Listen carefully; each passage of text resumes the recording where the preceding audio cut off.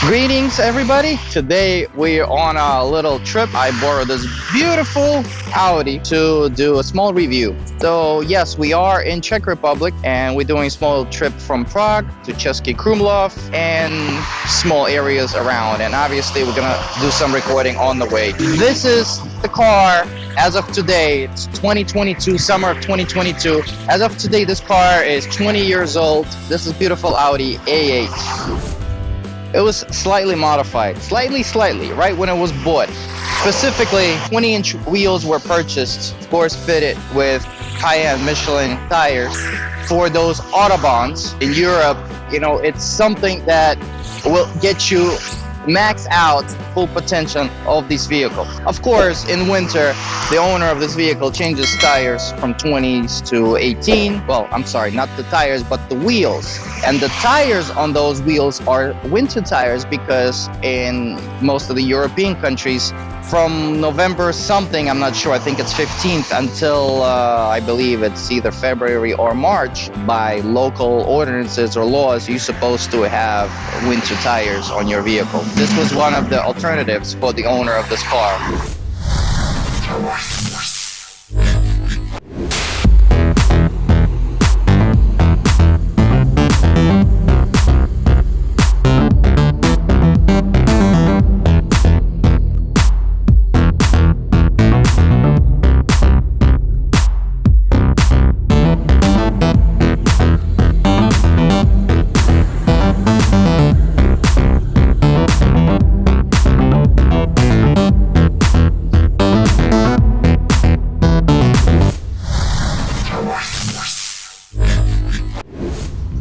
It handles great. Everything feels nice and soft.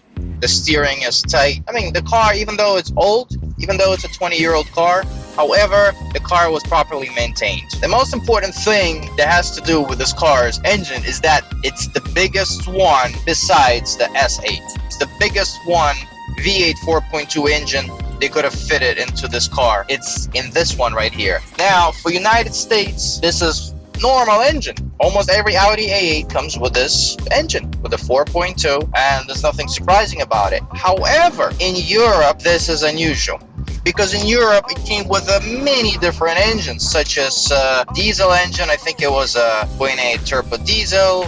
You can correct me, or I can correct myself later. Even came with a regular VR6 2.8. Came, I think, with a 3-liter.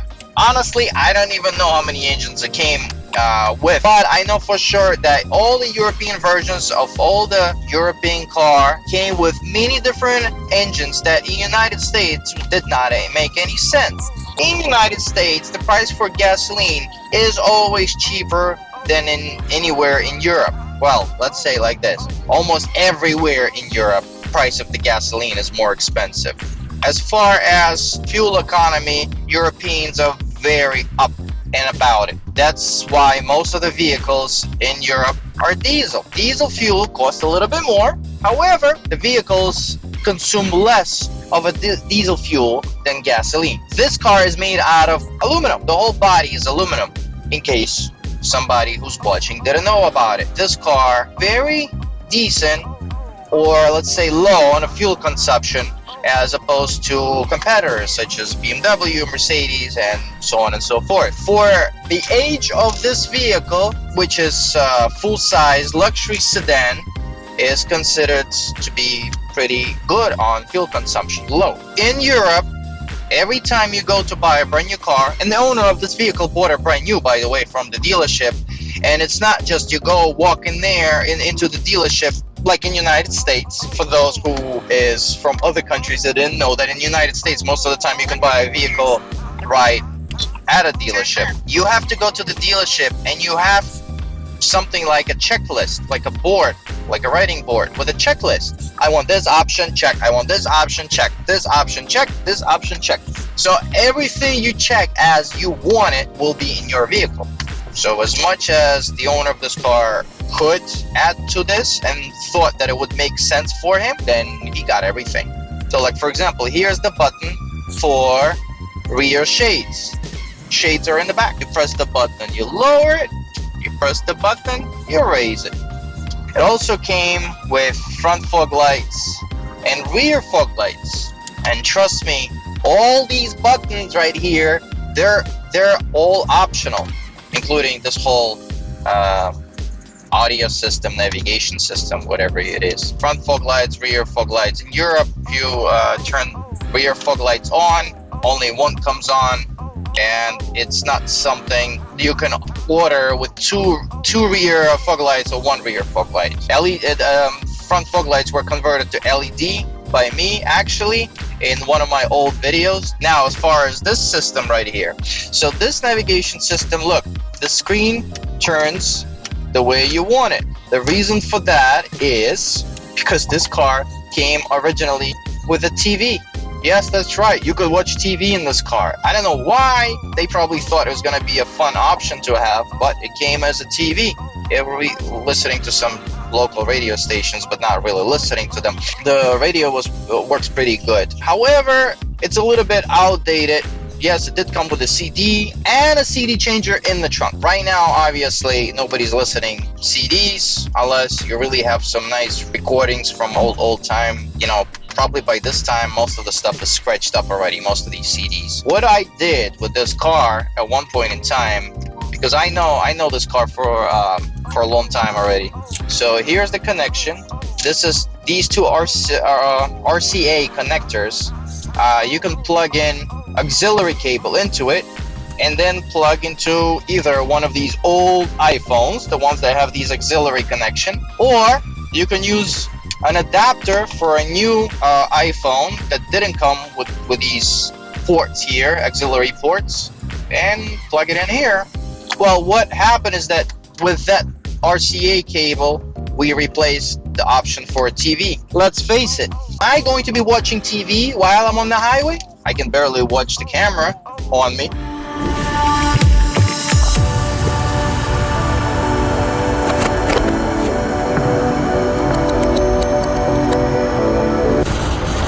I had to go to the gas station because, you know, this car is so much fun. Every time you want to step on it, the gas gauge just going down. All right, almost 3,500 Czech crowns total. Okay, let's see telematic stuff. How much does it take? All right, full tank 1,030 kilometers according to this board computer. Not bad, I guess. I paid 160 something euros for the full tank. Just pulled over at the gas station for a short break. I don't really need to put gasoline in the car yet. However, I do need to relax a little bit, take a walk. Even though this car is very comfortable to stay in it for the longest. However, I'm in the front seat of the car, you know, it can be a little, you know, uncomfortable. Oh, so here's what I wanted to show you. A little convenience trick. The key for the car. This is how it looks like. Let's imagine the situation. I'm in the car and I'm all over the car. The sunroof is open, the windows are open, I'm blah blah blah blah blah. So comfortable. Come to the gas station, stop the car, turn it off, take the key out, come out. I close the door. Oh, me being so relaxed, forgot to close all the windows. So what I do is I press lock key and I hold it like this.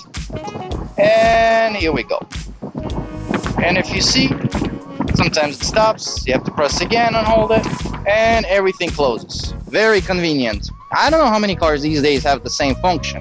Now, let's put it the other way around. I'm walking towards the car after I had my cup of coffee, for example. And I'm like, I want to chill here a little bit, but then I want to prepare myself to get in.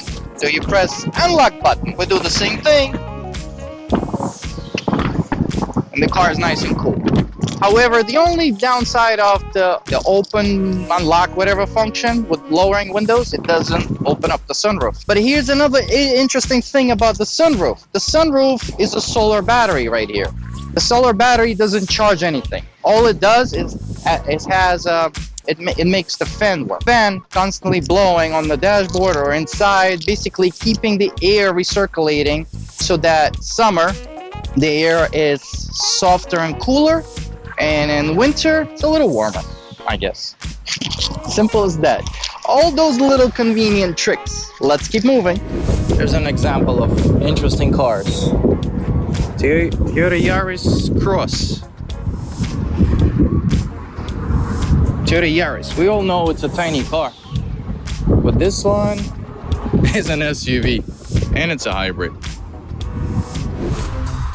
The downside about highways in most of the European countries, if not all, only 2 lanes.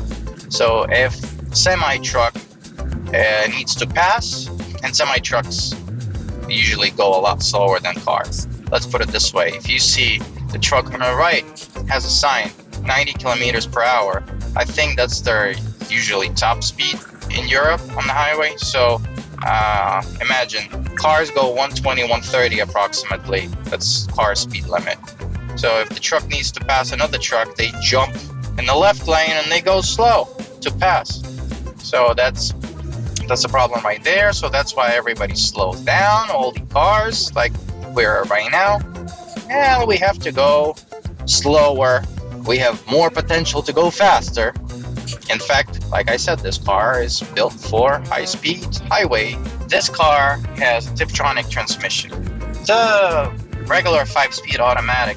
However, if you know newer Audis, I only know a few. I'm not really so much of that group fan. But for example, it has the S mode and it has regular shifting mode. So for example, let's do shifting. We put it into, like a manual mode type of thing. We downshift it. I actually have to put the navigation down. We downshift it. We downshift it. 3rd gear. Let's see if it's gonna go to 2nd. Yeah, it goes to 2nd. Now we hear the engine. 3rd, 4th. This thing picks up pretty good for whatever it has. 300 or something horsepower. Pretty decent torque. Now, if you want to slow down, you can downshift it, and the transmission can slow you down. It really works good. Compared to newer Audis, that would not slow you down if you're downshifting. Basically, the whole Tiptronic in newer Audis is just for, I don't know what it's for. It's not really for all that fun that we used to have when we used to have mostly stick shift cars. Switching to S mode makes the car more sportier, always switching a little bit faster, keeps the RPM higher, engine RPM, and makes the car a little bit more responsive. In sport mode, you get a little bit of fun either way. You don't have to have a stick shift car. Besides, did I mention that this car is all-wheel drive? It is a Quattro. It's a real Quattro, and obviously you can have fun even in winter with this, in the snow. This is actually what the owner of this vehicle bought it for. Sport mode, and here we go. This thing handles great. Flies on the highway. So that's part for that solar panel, in the sunroof. I don't know if you can hear it, but actually the air is blowing out here and here. Here for the dashboard, here for the front. Here too. Nothing from here. Only here and here. That's the main area for the air to blow because of the solar panel.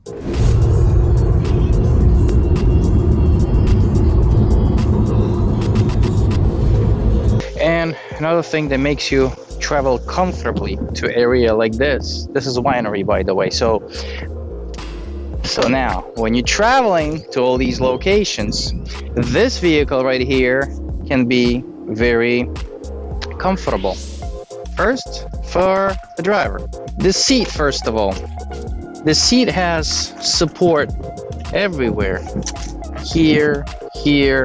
So even though it's a luxury sedan, It's not a sports car, but you can feel as comfortable in the seat as a sports car. You see how high it comes up? And here too, it just hugs you everywhere. And obviously here you have controls for the seat. Both seats are electric.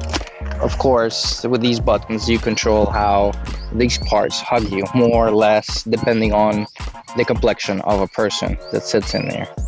And the most important is when you want to raise this higher or lower this, all you gotta do is feel a button here.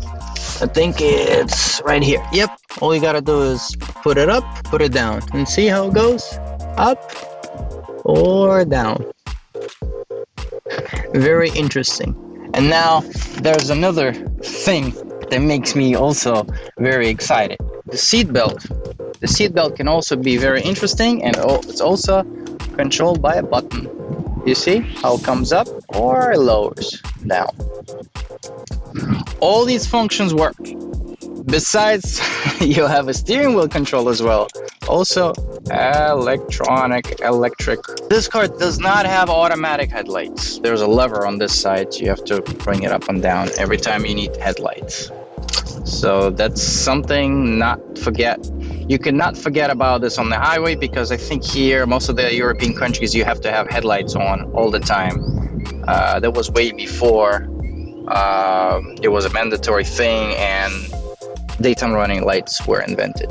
Another thing that will make you feel comfortable is individual armrest that you can remove completely. Well, raise it or lower it all the way, or adjust it a little bit higher, a little bit lower, which also a storage compartment, one for each seat. By the way, in winter, these seats have warmers, so which also makes it comfortable. Now, let me try to get to the back and see how I sit behind myself. The rear bench is comfortable for 3 people, but 2 people would be extremely comfortable if you lower this armrest. Close the door, and we have almost same height for both armrests. One that's on the door and one that's in the middle. Comfortable? I think so. You open this compartment, you got cup holders right here. I don't know how practical they are, because they don't seem like they hug every cup, and you can't really adjust the size either. But when you open this up, it kind of holds it from falling into this way when somebody's pressing on the brake hard. Here usually first aid kit. Oh yes, one more thing. So for those who like to go skiing in Czech Republic or even other places around Europe, you might need to put your skis somewhere. So instead of putting a roof rack, you can put them inside here. For that, this compartment was invented, where you open it up and there's a boot right here. You slide your skis through the trunk and inside, and everything is secure. It's not gonna fly anywhere. Well, I'm talking about your skis. And then when you're done with it, you put everything in here and close this door right here.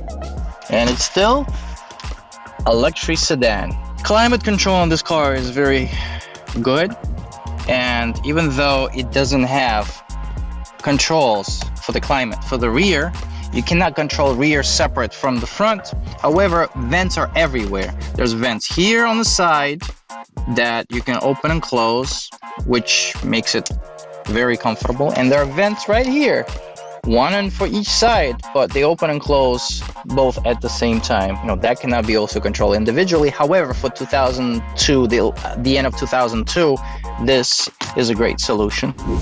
Now, when you're traveling in this car, soundproof sound insulation of this car is very good. For the age of this vehicle, it's very good. And one of those important things about soundproofing this vehicle was the glass. If you can see, it's a double glass right here. Double glass, and it's also slightly factory tinted. Makes a big difference on the highway. I'm telling you, you can trust me on that. In the front, you got vents here on this part of the windshield. Well, actually, they're more towards the top of the window. This right here, I don't know, it can be controlled left and right and cannot be up and down. So I don't know which direction exactly it's gonna go, but I'm pretty sure whoever had all these designs of these vents in mind, they definitely were targeting different directions of the airflow. And this, of course, can go anywhere. I would say this is completely individual, this is more or less individual, and this is just for the window. And they all can be closed individually and independently from each other. Now in the middle we have these three vents. They can go also left and right and probably towards the back. Yeah, this actually does control temperature somehow, but I think it's one of the extra vents that is it's there. And then as far as the climate control is individual. Let me turn it on. It's one for each side. And you can have it on at the same time for the windshield, for the front vents, and on your feet, which is the function that I like very much. All right, one more thing about the rear seat. I almost forgot. This car has rear seat warmers too. For 2002, the end of 2002, this is actually a rare option. They're right here, right next to the vents. That's just in case you're cold on those winter trips.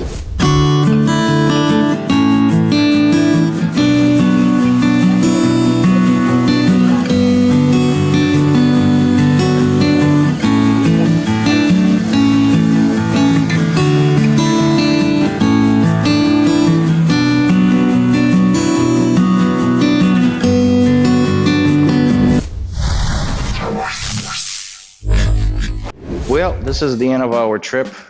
I'll tell you one thing, I kind of enjoyed this car. Well, enjoyed it on the highway specifically. In towns or cities, it's fine too, but you don't feel that comfort comparing to any other little regular cars. I hope you enjoyed this video, and please don't forget to like, share, subscribe, and I would like everybody to absolutely feel free to leave me any comment regarding anything you know more about this type of car or anything that you think I should have touched on talking about this car. Anything will be helpful for my future projects. Thank you very much.